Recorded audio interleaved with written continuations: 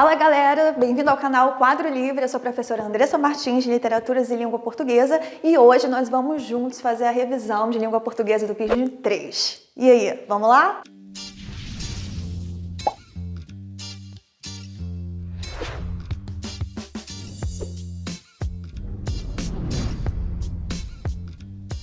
Bom, então antes de a gente começar de fato, se inscreva no canal, curta o vídeo e compartilhe com seus amigos, ok?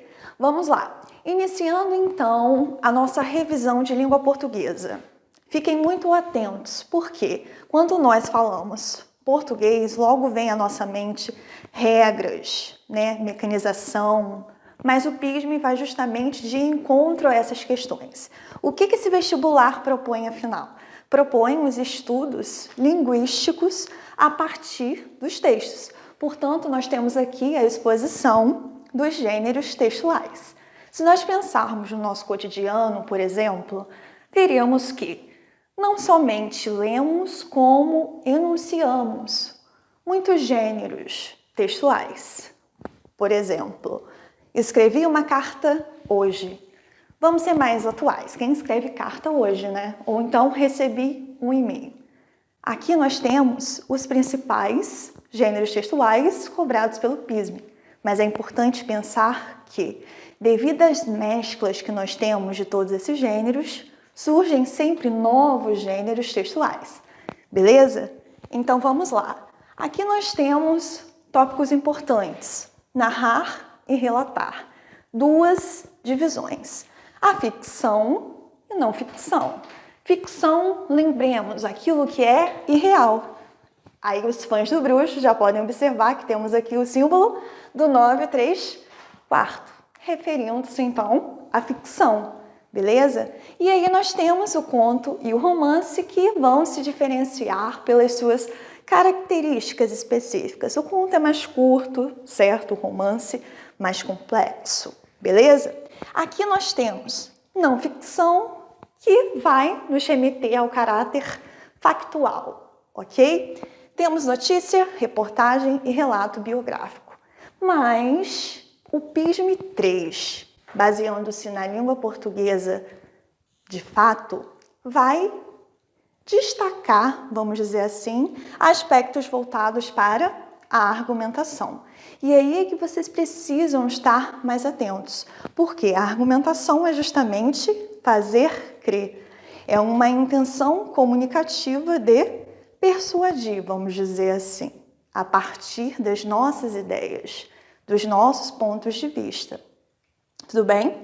Então nós temos aqui alguns gêneros textuais específicos que vão lidar justamente com esse caráter argumentativo, de convencimento do teu leitor.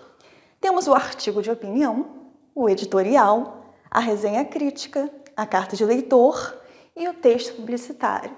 Todos eles envolvem esse caráter argumentativo.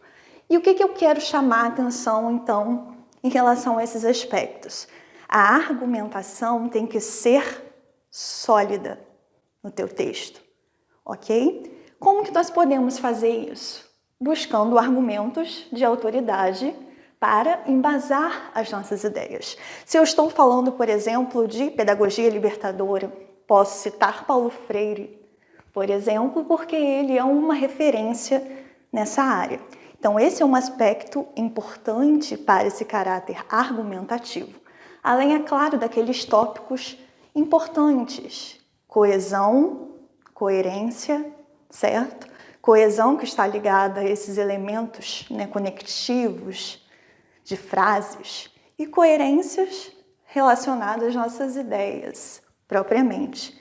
Então, tudo isso é para fundamentar o texto, a redação, dar maior clareza, porque é justamente o que vocês têm que pensar, ok? Na clareza, na compreensão e leitura de textos como um aspecto extremamente importante no ensino da língua portuguesa no vestibular do PISM. Tudo bem? Porque atentem-se a essa questão. A leitura, na realidade, é a produção de sentido. Então, pensem comigo naquele samba de Noel Rosa. que diz o seguinte: com que roupa eu vou para o samba que você me convidou? Não sou cantora, mas tem muita relação com a língua portuguesa.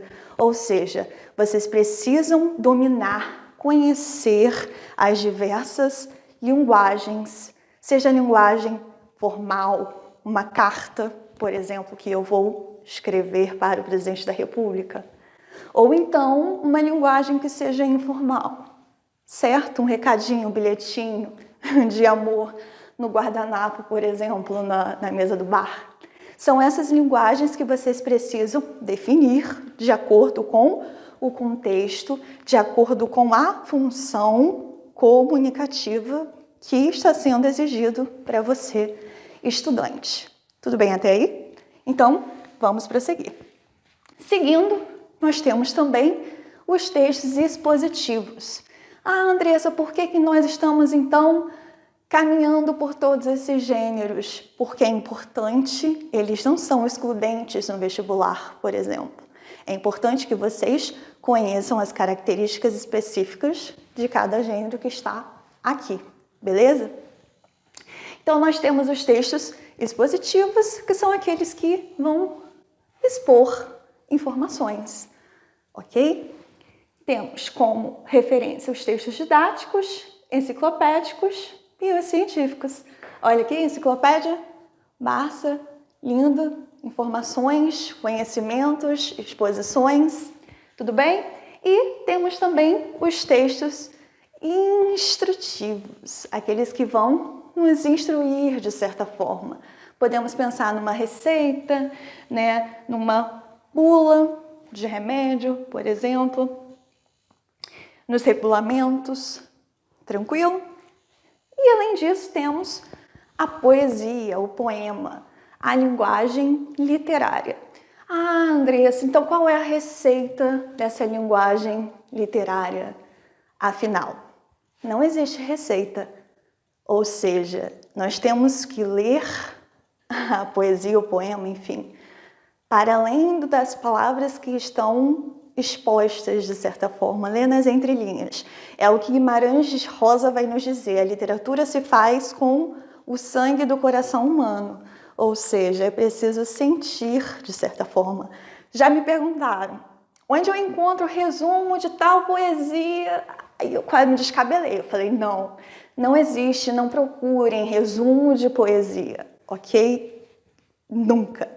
Never. Vocês precisam ler, ter contato com o texto, tudo bem? E interpretá-lo. Nós temos aqui mais as coisas findas, muito mais que lindas, essas ficarão. Esses versos são de Drummond, que nos remetem à memória, ok? E aqui nós temos o poeta português, Drummond, brasileiro, né?